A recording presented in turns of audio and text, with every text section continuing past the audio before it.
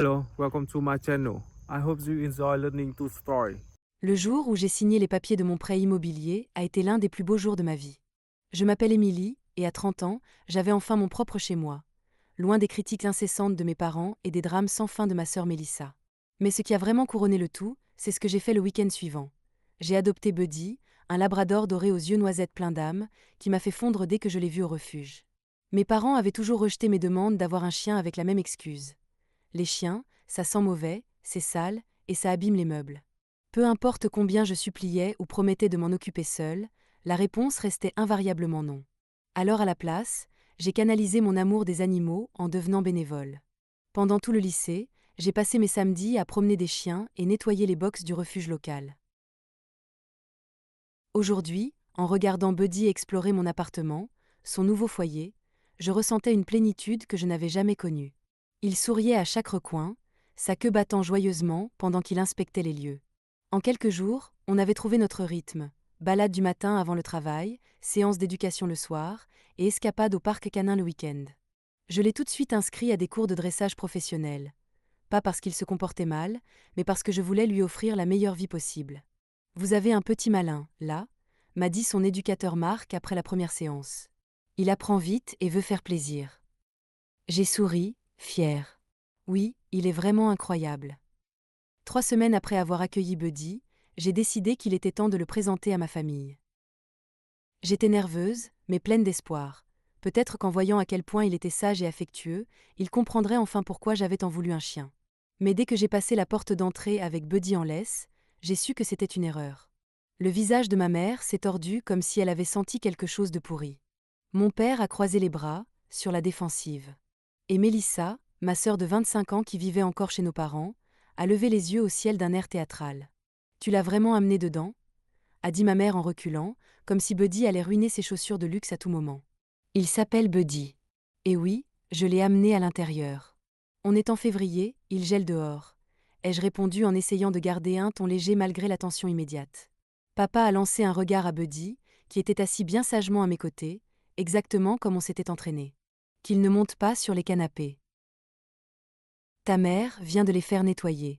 Il ne le fera pas, ai-je assuré en caressant doucement Buddy. Il m'a regardé avec ses yeux pleins de confiance, complètement inconscient de l'accueil glacial qu'il recevait. On est allé à la cuisine, où maman avait préparé le déjeuner.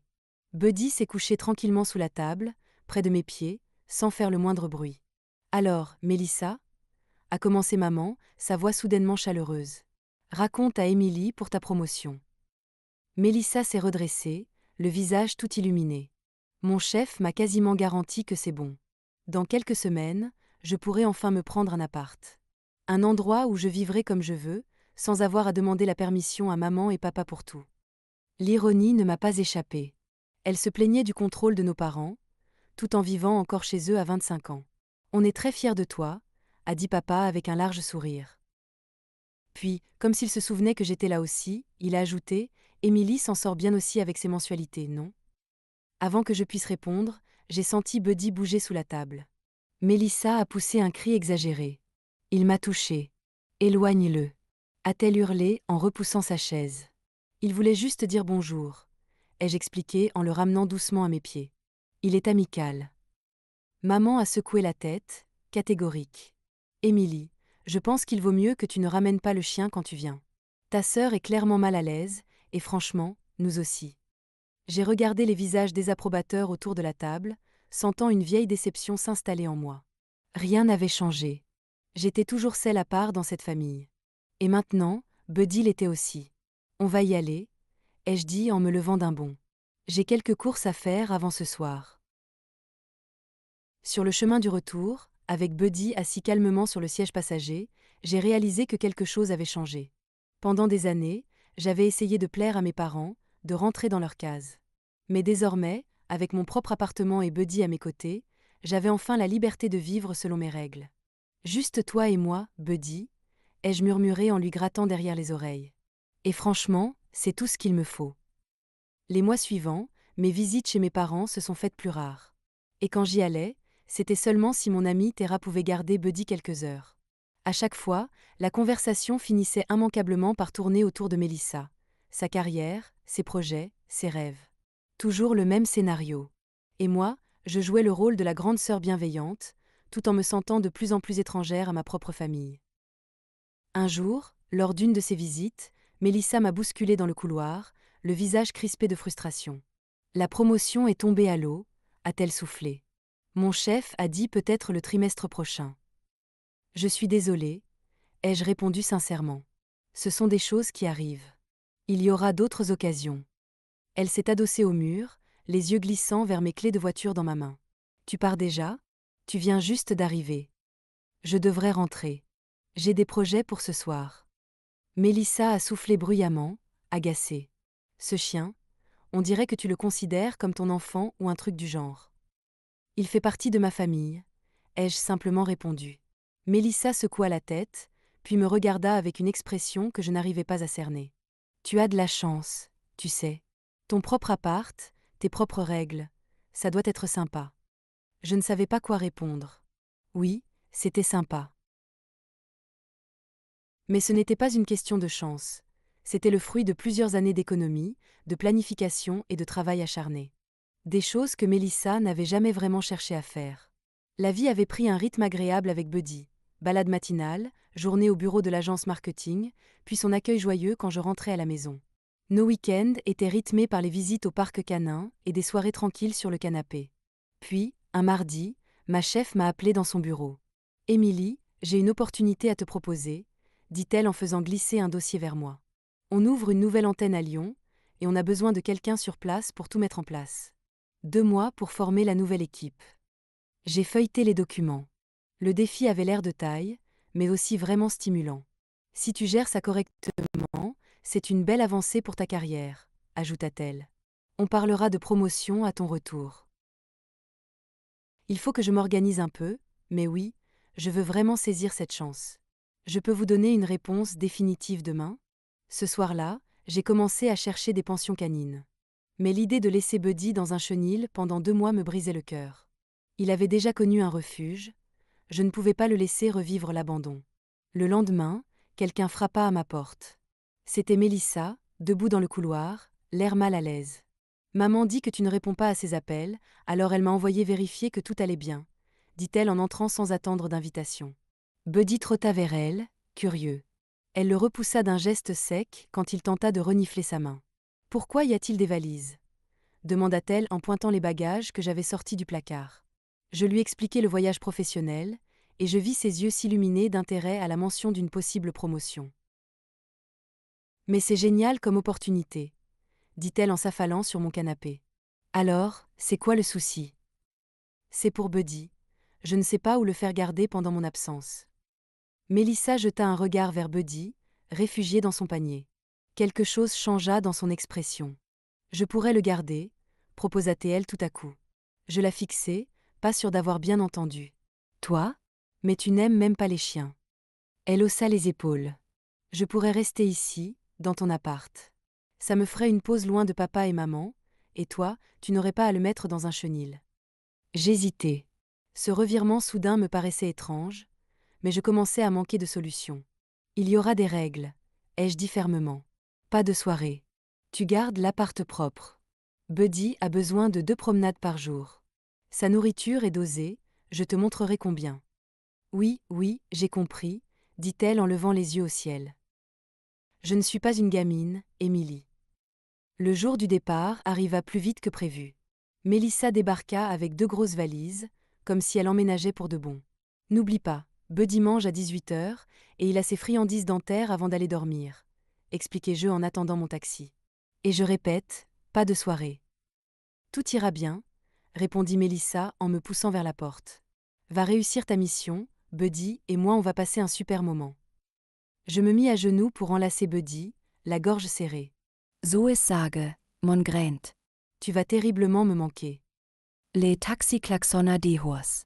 J'ai donné une dernière caresse à Buddy, lancé un regard d'avertissement à Mélissa, et je suis partie. La première semaine à Lyon fut un tourbillon de réunions et d'organisation du nouveau bureau. Tous les soirs, j'envoyais un message à Mélissa pour prendre des nouvelles de Buddy. Elle répondait toujours par des messages brefs. « Tout va bien ici » ou « Arrête de t'inquiéter, Buddy va bien ». De temps en temps, je parvenais à l'appeler en visio. Voir le visage de Buddy à l'écran, entendre ses aboiements enthousiastes quand il reconnaissait ma voix me rassurait un peu. À la 3e semaine, j'avais trouvé mes repères. La nouvelle équipe était motivée, et je prenais goût au défi. Les nouvelles de Mélissa restaient positives, toujours très succinctes. Puis un soir, mon téléphone sonna. C'était Madame Patel, ma voisine d'à accent grave côté. « Émilie, ma chère, je suis désolée de vous déranger », commença-t-elle d'un ton agacé, mais il y a eu pas mal de remue-ménage dans votre appartement ces derniers soirs. Musique forte, beaucoup de passages, et je suis inquiète pour votre chien. Il aboie, il pleure, il n'a pas l'air heureux. Après l'avoir remerciée, j'ai immédiatement appelé Mélissa. Elle répondit au bout de 4 sonneries. On entendait de la musique forte derrière elle. « Allô » cria-t-elle par-dessus le vacarme. « Mélissa, qu'est-ce qui se passe ? Baisse la musique, il faut qu'on parle. » Le volume diminua un peu. « Quoi ? Il est tard, là ? Je viens d'avoir un appel de ma voisine. Elle dit que tu fais des fêtes et que Buddy est mal. » Ta voisine Sagre, rikkana Melissa. On était juste quelques potes, c'est tout. Et Buddy va très bien. Montre-moi l'appartement, ordonnai-je. Tout de suite. Ambition. L'appel bascula en vidéo. Des gobelets rouges traînaient sur la table basse. On voyait des gens à l'arrière-plan. Le salon était sens dessus-dessous. Où est Buddy ? Demandai-je d'une voix glaciale. La caméra pivota. Buddy était recroquevillé dans un coin de la cuisine, l'air angoissé. Fais partir tout le monde. Maintenant. Et sors promener Buddy. Une vraie promenade. Mélissa leva les yeux au ciel. Elle leva les yeux au ciel, mais hocha la tête. Très bien. Tout sera revenu à la normale demain. Tu dramatises. Je raccrochai et appelai immédiatement mes parents, espérant qu'ils pourraient raisonner Mélissa. Mais dès que je leur expliquai la situation, je compris mon erreur. Tu fais une montagne d'un rien, Émilie, dit ma mère d'un ton méprisant. Mélissa profite juste d'un peu de liberté, pour une fois. Elle avait promis de s'occuper de Buddy, et elle ne tient pas parole, insistai-je. C'est juste un chien, intervint mon père. Et franchement, tu as toujours été un peu trop coincé. Pas étonnant que tu n'aies pas beaucoup d'amis. La comparaison me frappa en plein cœur. Vous pourriez au moins aller voir si elle garde l'appartement dans un état correct. Tu veux tout contrôler, soupira ma mère. Mélissa va très bien. Ne nous rappelle pas pour ce genre de futilité. Ils raccrochèrent, me laissant bouillonner de frustration et d'inquiétude. J'aurais dû savoir que je ne pouvais pas compter sur leur soutien. Comme toujours, Mélissa était l'enfant doré, celle qui ne faisait jamais rien de mal. Les jours suivants, mon altercation avec Mélissa passèrent dans un flou total. Je me jetai à corps perdu dans le travail, tentant d'ignorer l'inquiétude constante qui me rongeait à propos de Buddy et de mon appartement. Chaque matin, je vérifiais mon téléphone, espérant son habituel message, toujours une variante de tout va bien. Et j'essayais de la croire. Le week-end, j'ai tenté de l'appeler en visio. Buddy me manquate terriblement. J'avais besoin de voir son visage, d'entendre ses aboiements joyeux quand il reconnaissait ma voix. Désolé, je ne peux pas parler, je suis en train de promener Buddy, m'a-t-elle répondu par texto. J'ai réessayé le soir, pendant que je préparais le dîner. Demain, répondit-elle. Le lendemain arriva, puis encore un autre, toujours avec des excuses.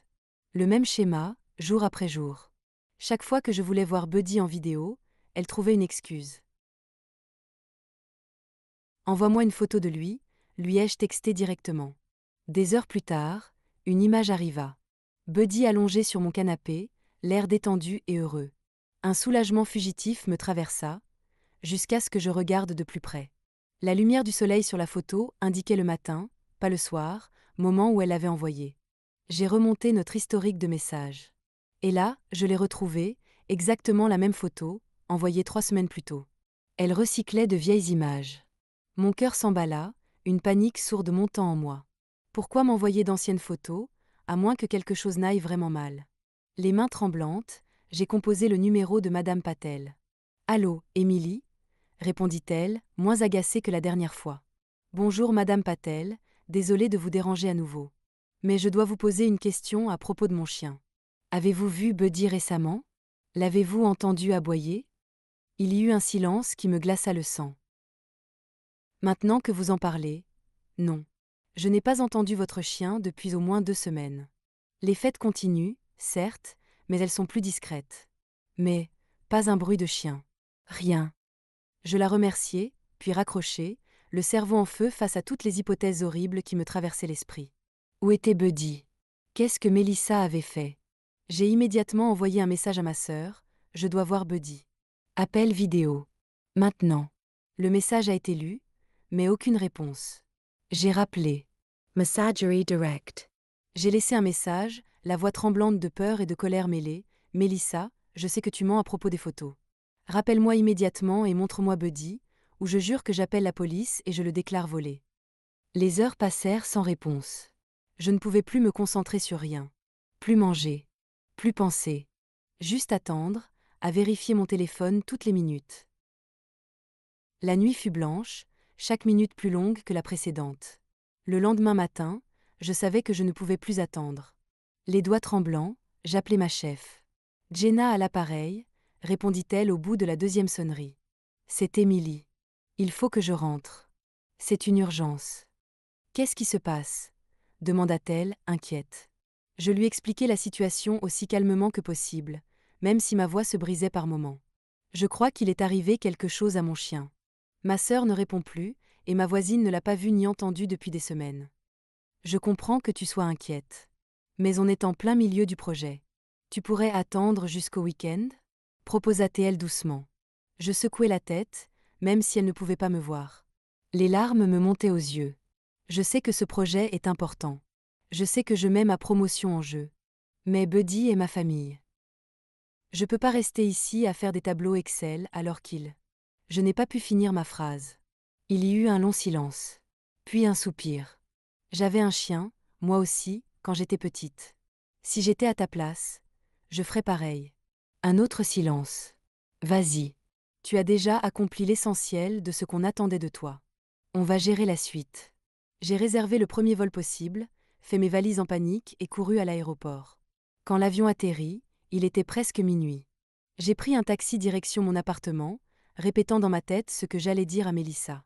La colère accumulée depuis 24 heures s'était figée en quelque chose de glacial, de résolu.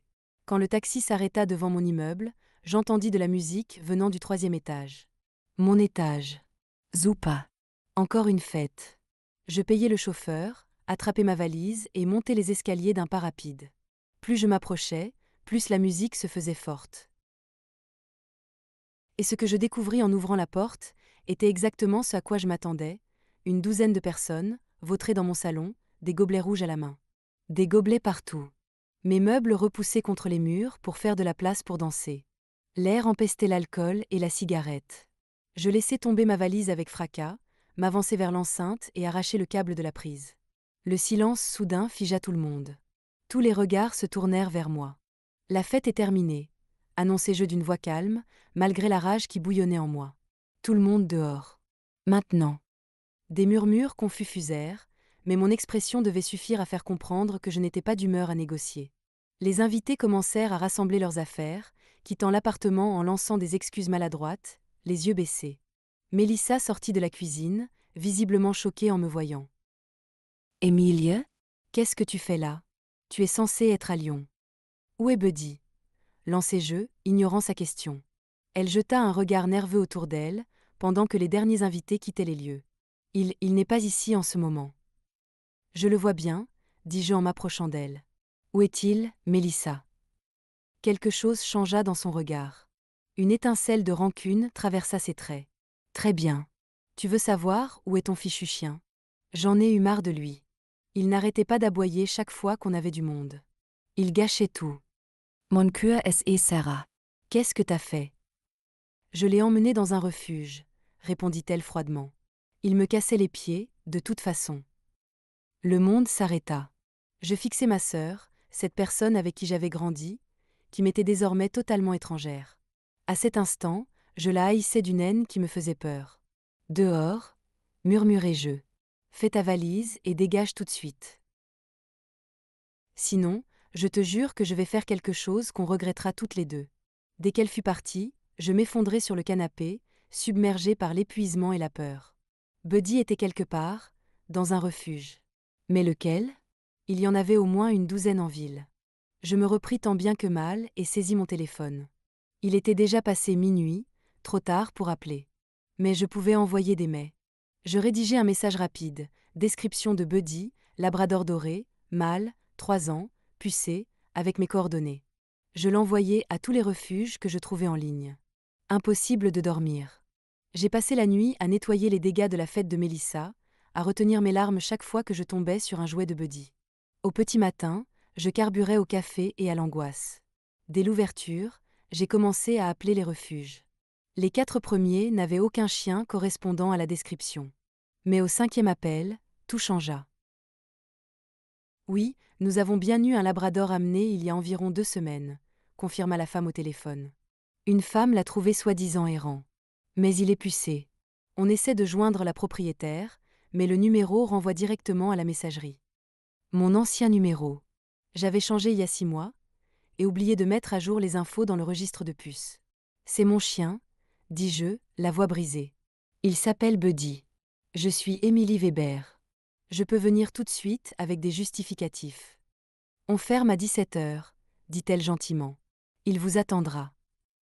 Je la remerciai 1000 fois, attrapai mon sac et mes clés, et fonçai hors de l'appartement.